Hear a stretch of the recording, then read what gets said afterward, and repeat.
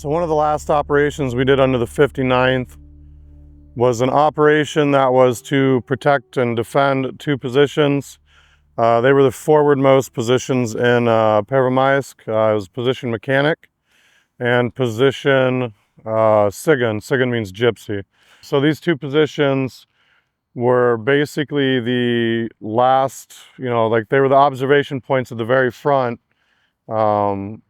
And behind that you had various Ukrainian positions. But the objective was to defend those and prevent the Russians from gaining a foothold further into the village, so that the Ukrainians further back at the village could fortify positions and then move manpower around.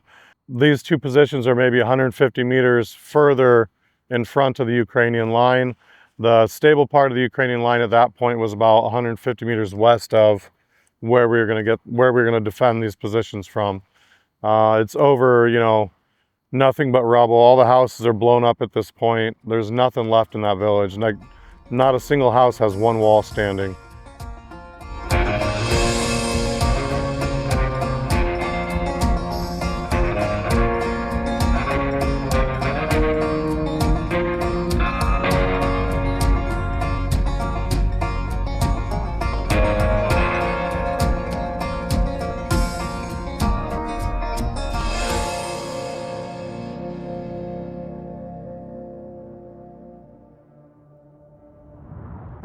We got the order that we needed to send 6 guys to occupy 2 positions within Pervo that were on the 0 line, because the guys that they had there were there for about 2 weeks without rotation.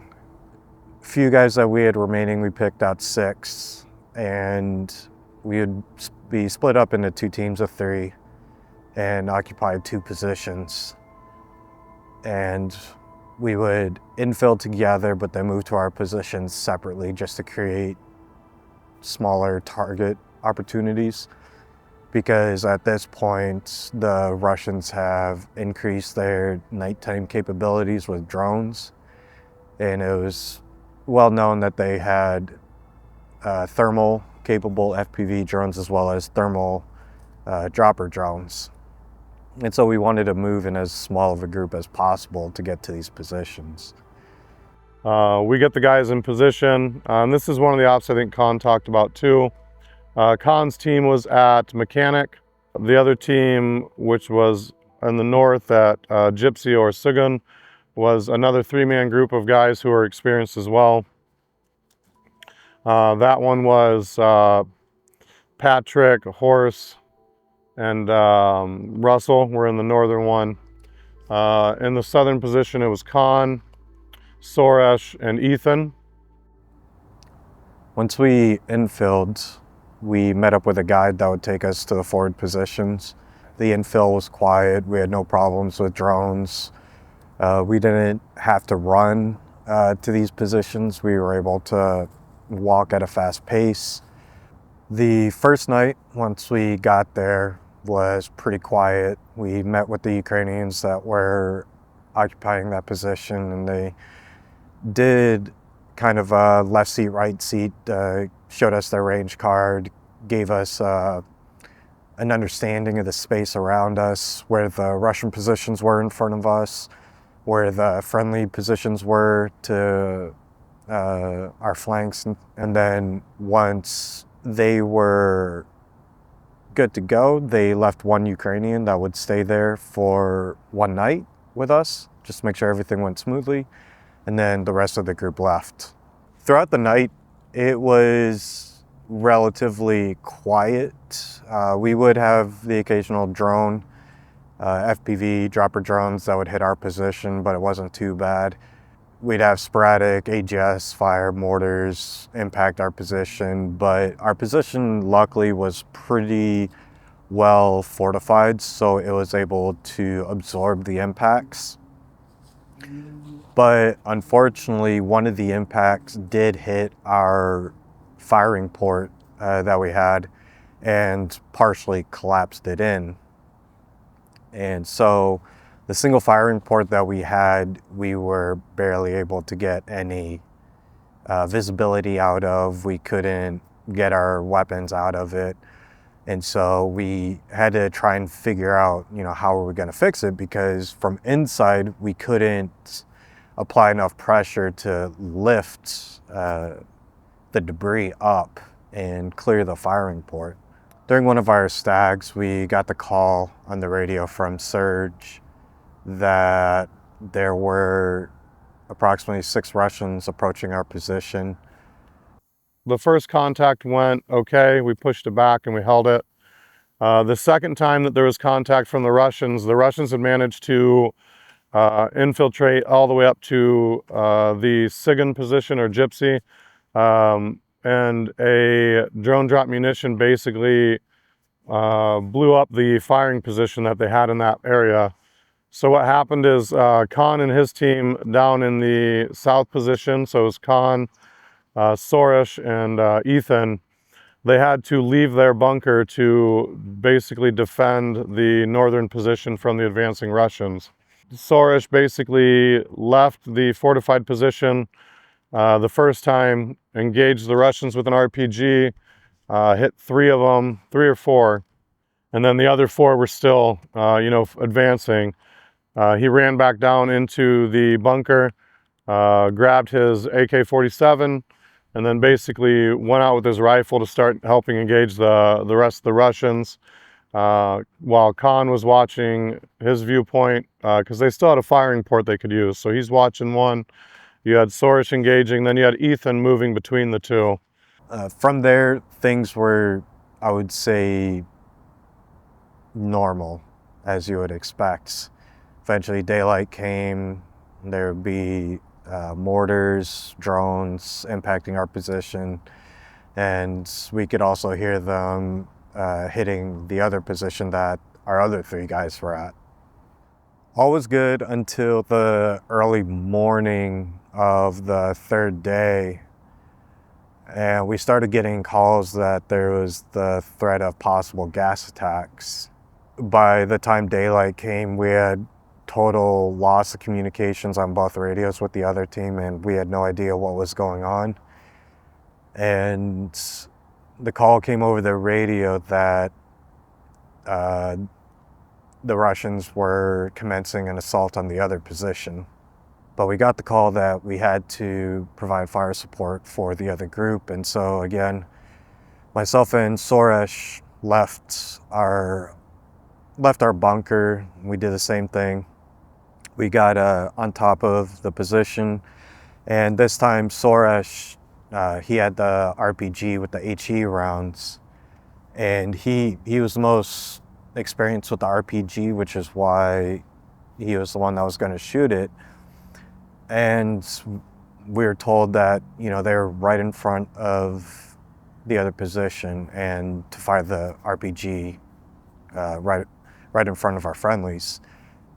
Soresh fired the first round, and the call came over the radio that he practically hit one Russian practically dead on and dropped like 2 or 3 of them, and to fire another HE round in the same location.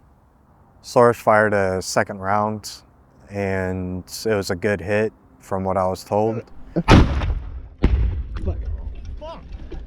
Oh, sorry. You're good. Was higher.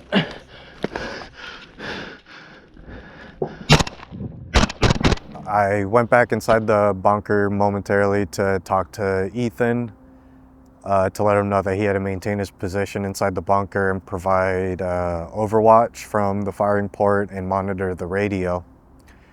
And when I came back out, a couple shots came and hit our position, but they were close, but they missed.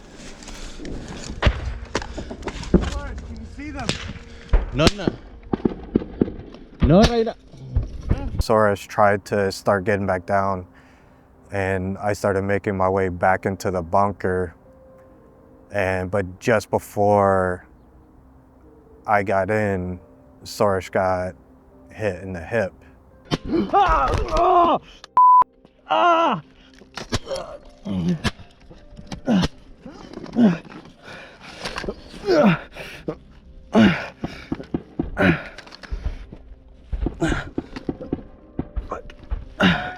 I cannot move.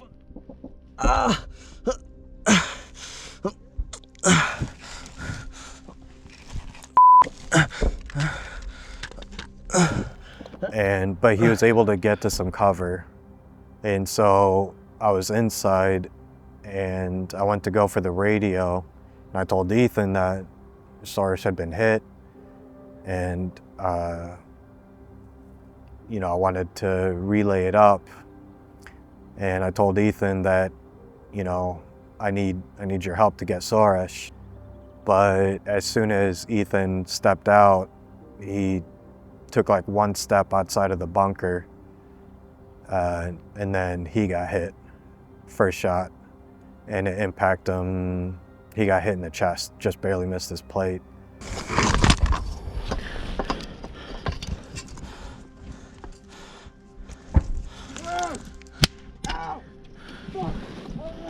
He came back inside the bunker, and I told him to go to the cellar.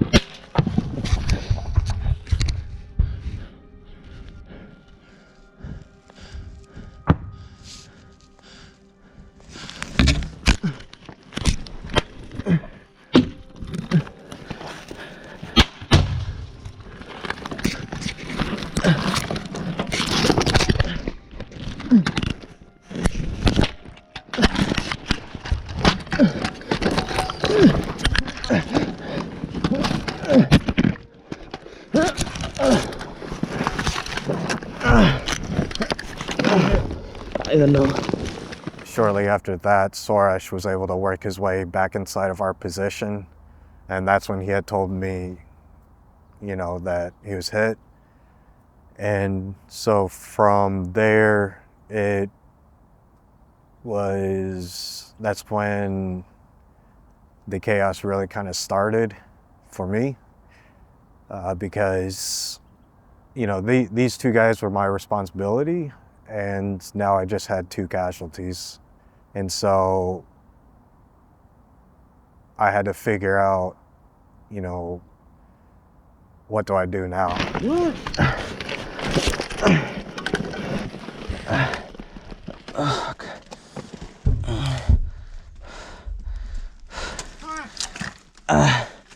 Yeah, Get in, come on. I need help.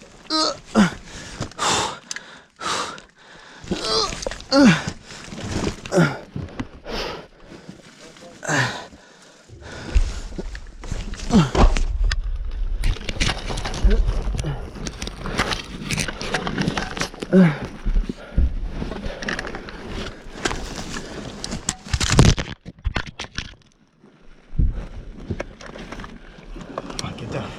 Give me your rifle. Going to this is Bravo, over. Just pushing the go ahead. We're barricading inside while I treat the wounded, over. Bravo, yo, slow down. Please repeat that last information. Iran. We are barricading inside while I treat the wounded, over. Copy that. Over and out. We was eventually able to get Ethan back into this cellar underground, and then had to get Soros down the ladder into the tunnel that went to the cellar, and drag him into the cellar.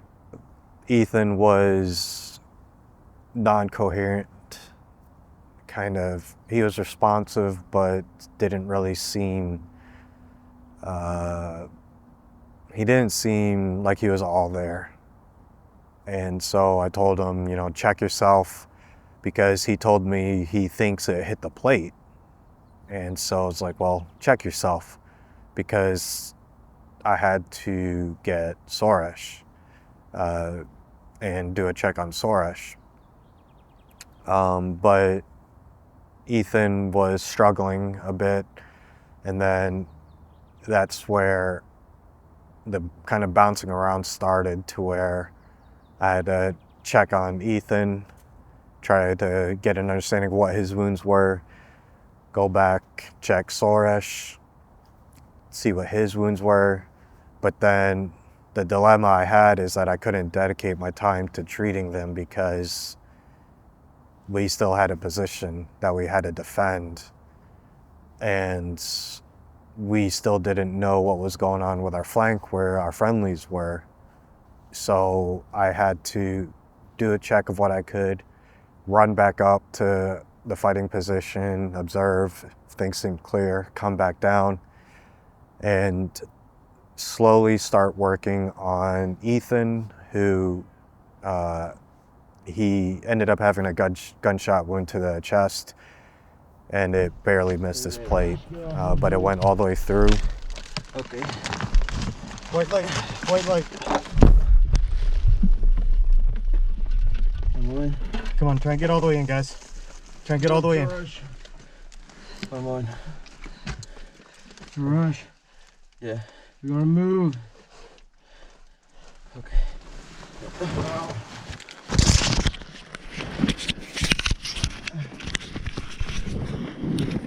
I need to make it first.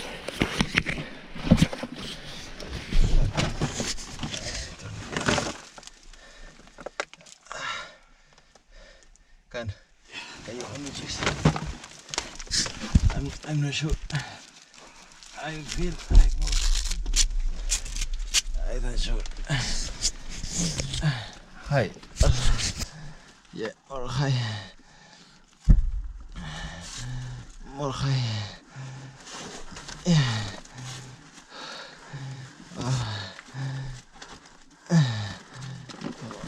More.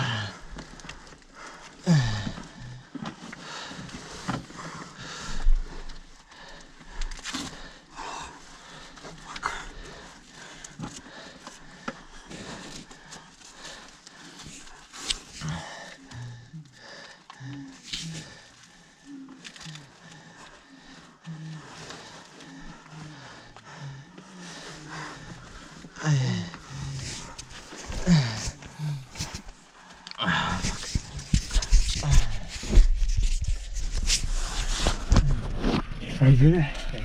Thank you. So once I was able to get initial first aid applied to both of them, that's where the bouncing back and forth started again, to where I would check them, make sure that they were still awake and kind of aware, and then go back up to the position, observe, make sure we weren't actively getting assaulted again, and then also give updates to the talk on the radio. Unfortunately, due to the nature of the battle space, it was known that if you get wounded during the day, your best bet is to, you have to essentially wait until nighttime. But unfortunately, wasn't sure how viable that was, because when all this occurred, it was still early in the day and there were still several hours of daylight left. While that's going on, the guys in the North Trench are now engaging the enemy that has now pushed up to their position. And so that's just, you know, a shit show of a firefight. Their firing position was blown up.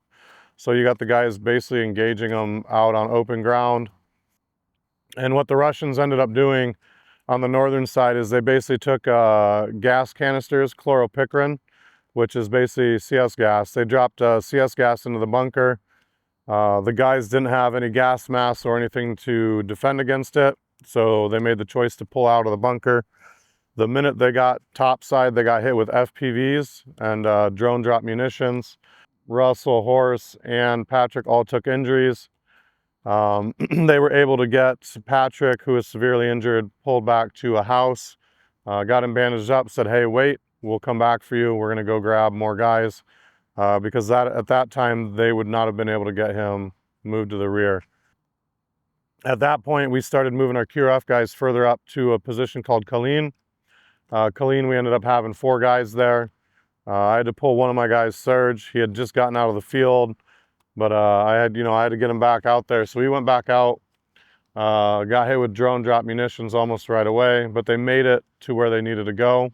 So now I've got a team of 6 sitting back, and then I've got, 2 severely injured guys plus 1 healthy guy and mechanic.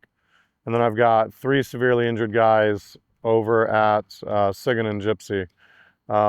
I get Horace and Russell back to Colleen. Patrick at this point is still over in the house.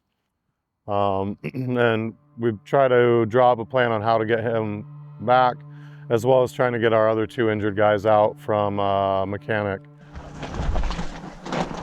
Maybe come on. What? Come on. Do you want me to call him? Uh-huh. Cant! Yeah. Ethan needs you. Sorry. Yeah. You guys need to talk to each other, but try and keep it down, okay? Okay. Okay? Ethan. You hear me? Or one of the times I went back down to check on Ethan and Suresh, you could see that his health and condition was starting to deteriorate. He was becoming more and more non-coherent, not aware of his surroundings, and less responsive. A couple hours go by, and I go back into the cellar, and Ethan is sitting up, but he's hunched over. And, I tell him, Ethan, get up, don't fall asleep. And that's when Suresh looked at me and he's like, I think he's dead. And so I went over to him and pulled back on his shoulder, and his head just fell back, and that's, he had blood coming out of his eyes and his nose. And so I checked for a pulse. He didn't have a pulse, and so at that moment it was, he had passed. And so I laid him on the bed that was inside the cellar and took his jacket, laid it over him, and went back to assessing Suresh, make sure he was still good. And then once he, things seemed good with him, I went back up and basically gave the update to the talk that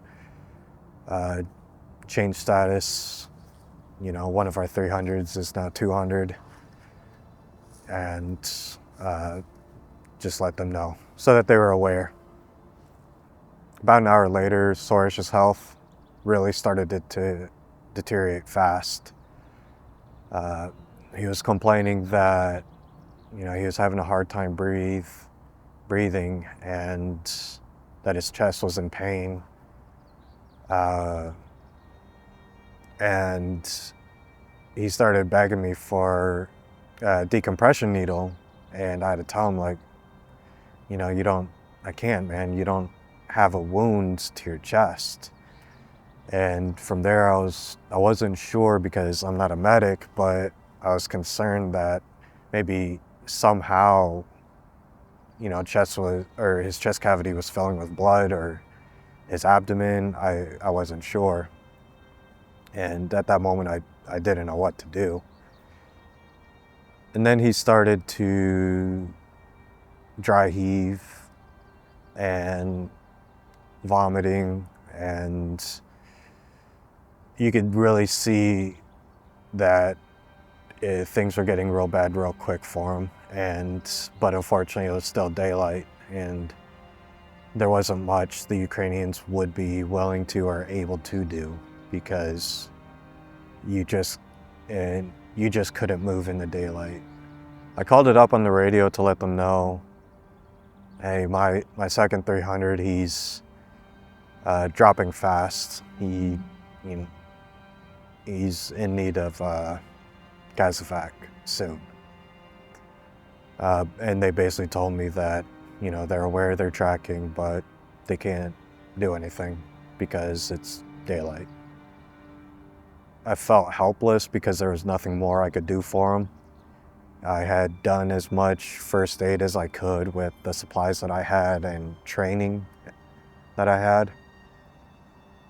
But I knew that there was nothing more I could do other than just try and comfort him with words, but I couldn't stay with him by his side because I still had a position that we were responsible for.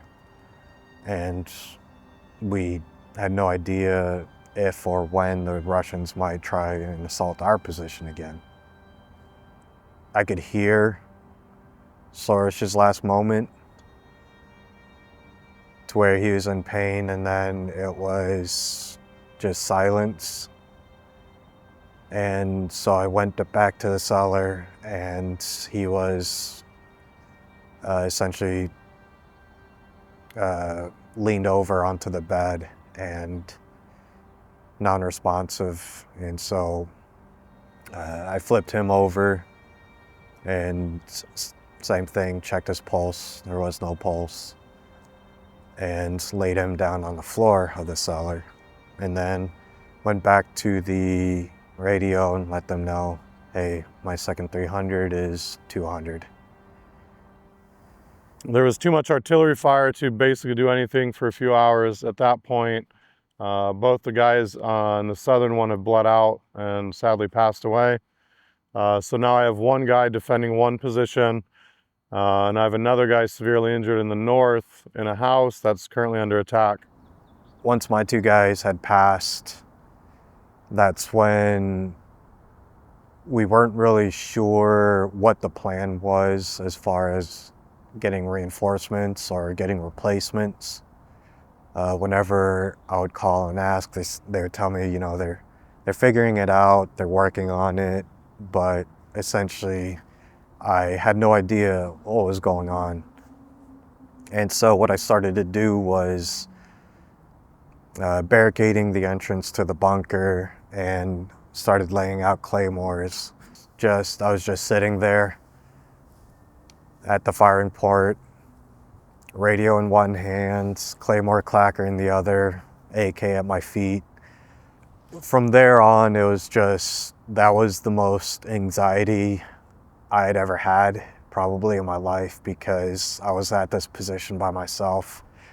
Had no idea what the status was of our other position. Were they able to fend off the Russian assault? Did their position get overrun? Had no idea. Once it got dark, some relief started to come that, now it's, darkness is here. That's when Ukrainians can start moving, surely here soon, I'll get some help.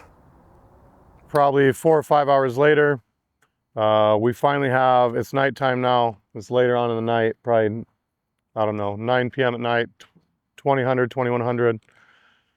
And so I make the call to get Khan back and try to bring the bodies of the fallen back.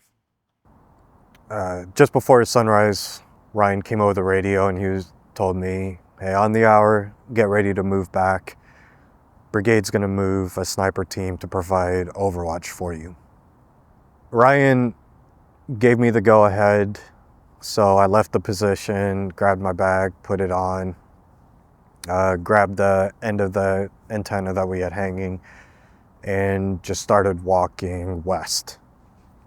The challenge at this point, though, was that, one, I had never been this far forward, and it's hard to make out any reference points off of key terrain features or structures, signs, just because they simply don't exist.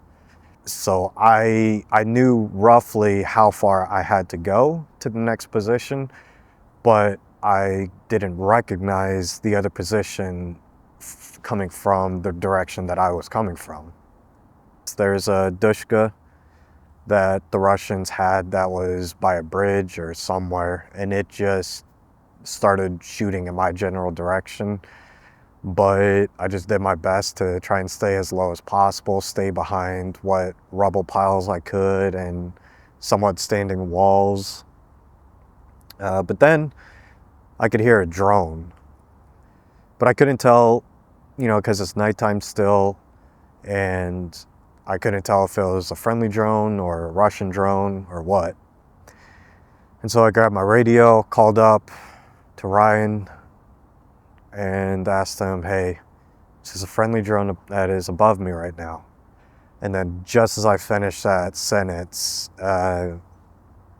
something, I don't know if it was a grenade or something, exploded 10 meters to my left. And that's when that fight or flight just kicked in and I just started running. A second explosion, but about 20 meters to my right, went off. And in front of me, I could see what was a wall and a hole in the wall. And I had no idea what building this was, if it was a position, but all I knew is that it was something. It was a hole in the wall, and that's what I was going for. Dove in there, caught my breath, and after a couple minutes of just sitting there, it's like, you know, just in case, you never know, maybe someone's in here. And so I just started yelling, Druzy, Druzy. And then I got a response. And it was just like, at that moment, I was like, yo, I made it to a position. So I got up, started crawling toward their voice, and then that's when it dawned on me, I know this position. This is the position that I was trying to get to originally. So I got inside and got into the basement. When I got inside, that's when I saw two of our guys that were in the other position that we were responsible for occupying. And at that moment, it was like, yo, you guys are alive. And so it was just, there's that sudden like influx of excitement and relief that, you know, that the other guys had survived. But then that's when I ran into more of our guys that had come from base to relieve us, as well as some Ukrainians.